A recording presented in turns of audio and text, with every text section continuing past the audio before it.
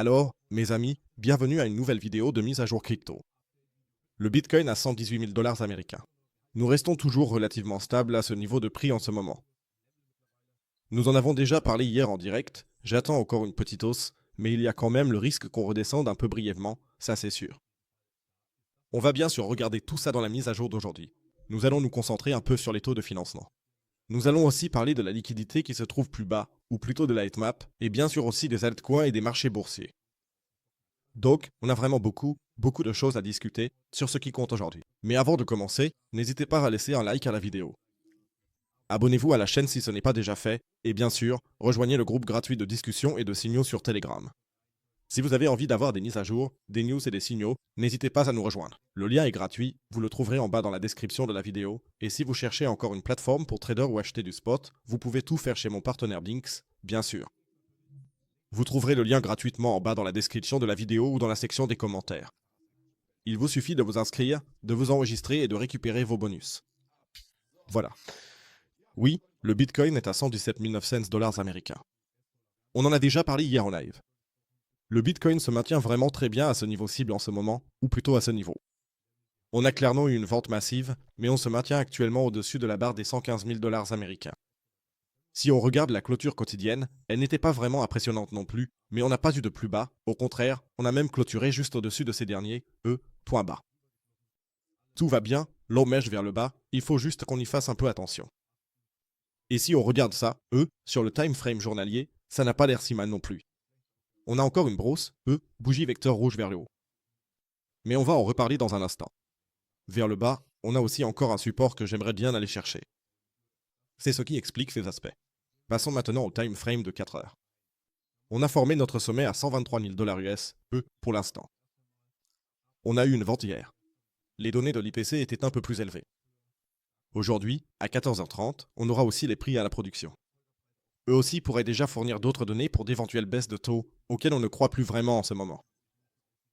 Personne ne s'attend plus à une baisse des taux en juillet et le risque qu'on n'ait pas non plus de baisse en septembre devient de plus en plus grand, même si ces prix à la production continuaient d'augmenter à cause des tarifs douaniers. Donc, pour l'instant, la baisse des taux est écartée. En tout cas, aujourd'hui à 14h30, les données PPI, donc les données EPI avec les prix à la production. Alors, qu'est-ce que cela pourrait signifier?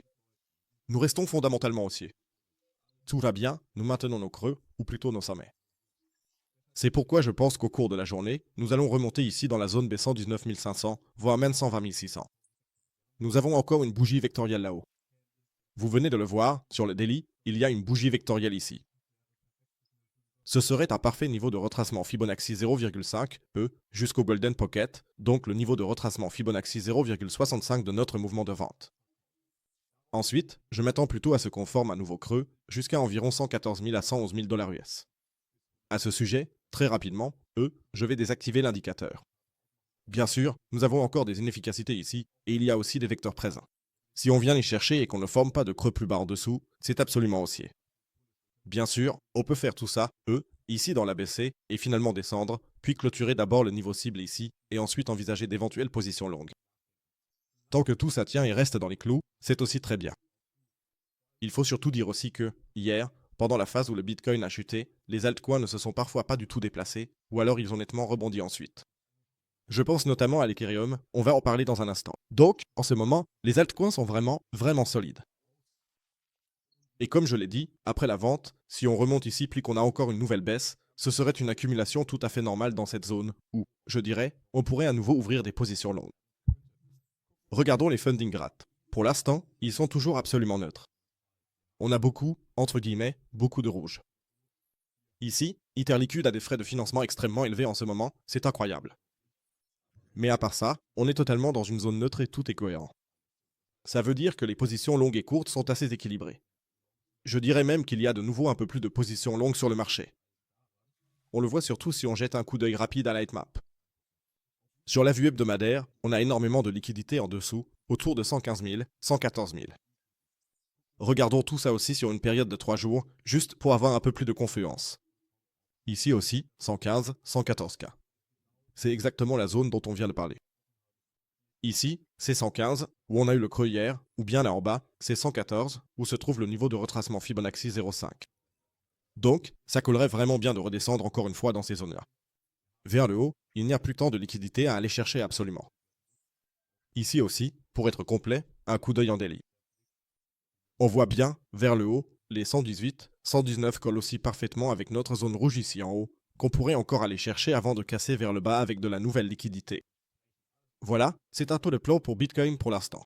Comme dit, à 14h30, il y a encore les prix à la production, et ensuite on continue.